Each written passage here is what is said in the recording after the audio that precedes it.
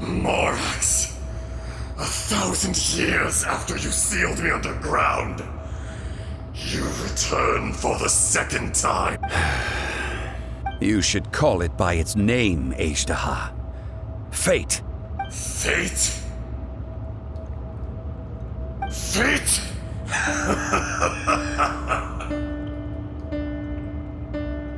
So here lies the wisdom of the gods. Destroy all deemed redundant.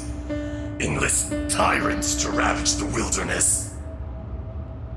No. You have forgotten. That voice! Azhdaha. Huh? Kunjun? Morax. It's been a while. You're... Azhdaha. The very same. During the battle, you imbued us with your power. Yes, it was all I could manage. Forgive me for concealing the truth, traveler. There were things that only became clear to me upon reaching this tree. Allow me to elaborate. I am not Azhdaha the whole, but a fragment. Heaven and earth, yin and yang, opposing forces. You can consider the existence of me and the Azhdaha you see there to be a reflection of such polarities. We are a schism of the will of Azhdaha. So there are two Azhdahas? No, it can't be. That's impossible. When the seal loosened, your power manifested in this world as a child. With this new identity, you were able to vent about the forces that suppressed you. But would anyone listen? Would they even care? That's when it occurred to you. The loosening of the seal constituted an opportunity to strike back. Kidnapping the miners was all in aid of digging to the entrance to the seal itself. Your plan was to launch an attack on both ends, from outside and within, thereby fully destroying the seal. The audacity! Are you insane? If you truly are a part of me, how is it you find yourself standing on the side of the betrayer? I was another power awakened with the loosening of the seal. Too weak to reincarnate, but strong enough to possess a human body. I was barely conscious. I couldn't remember who I was. Only the past would elicit a reaction from me. But my aim was clear. Find Morax, and aid him in stopping you. I had sensed that something was amiss when you mentioned Dragonfall. Had your power been but a little stronger, I would have recognized you. Don't blame yourself. I have changed beyond all recognition. Only when I touched the stone tablet did I truly remember. It's been so long. A secret beyond all comprehension of youthful humanity and ancient dragonkind. Morax, do you want to tell the tale? There would be no harm in it.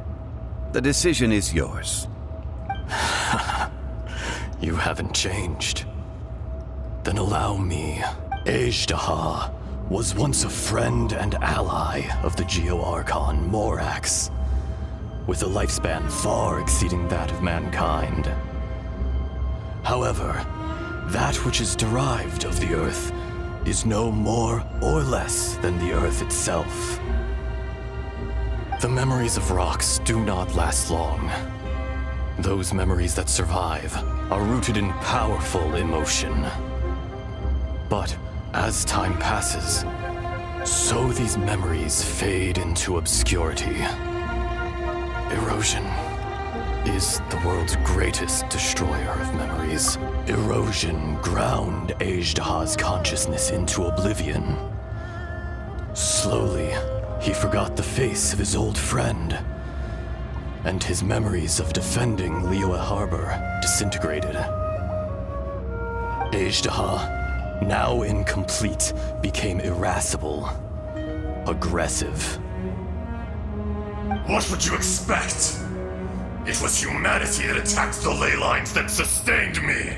This much is true, which is why you attacked the chasm, why you waged war against Morax. In the beginning, in order to open up new territory and increase production, the citizens of Liyue came to the mountains to mine. Overexploitation caused the ley lines to quake, which brought untold suffering to us. Erosion made us even more savage. No matter how we struggled, we lost the ability to coexist with humanity. We lost all reason. Morax shared with us some of his power to prevent further erosion, but it was futile. Everything returns to dust. It is the natural order, an unstoppable force. And so, we became you. And from your will, I emerged. I am your final contract. Witness the promise between Azhdaha and Morax. You can hate me, but you cannot deny me. No. I am the remnants of Azhdaha's benevolence, the echo of a contract set in stone. I harbor a willingness to go further, a willingness to coexist peacefully with mankind. No. It is I, Azhdaha, forged of elemental crystal, bearer of the weight and memories of the earth, older than the mountains and the oceans that decides. I will not swear allegiance to this insect. Morax is not an insect.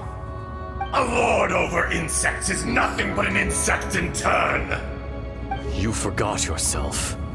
Nobody held Morax in higher regard than you or I. That which you have forgotten, I hold here in my heart. If you are the memory of the earth, then I am the memory of coexistence. Of coexistence with humanity. All powers under heaven, rise and fall of land and sea. A star appears within the wild. A sun ascends as bright as jade. Strange. What is this feeling? You are spent, and I will soon disappear. Before I do, heed these words. In the wilderness, snow falls on a spring day. In an instant, it will melt. Even where it is fleeting and leaves no trace. Even where it will never fall again. No! That isn't true! I don't accept this as fate! Perhaps it isn't, but it remains an inevitable misfortune. More axe! The little girl vanished! Are you satisfied, Azhdaha? I had to make amends. Satisfaction had no part in it. So, Morax, you call yourself Zhongli these days. I do. Well, I'm afraid old habits die hard. To me, you're Morax. As you please. I never did forget your gift of sight. I hardly lifted a finger. Think nothing of it. And yet, you could see. You wouldn't know the yearning of a blind dragon, searching for the sun. A pair of eyes from Morax to Azhdaha. This... I will remember this. Your power is nearly spent. Perceptive as always, my friend. Shall we get going, you and I? Surely the pressing matter is still that of the miners trapped outside the seal. Indeed. Hence the need to get going. To fix the damage left in your wake. Straight down to business as always. Let's go.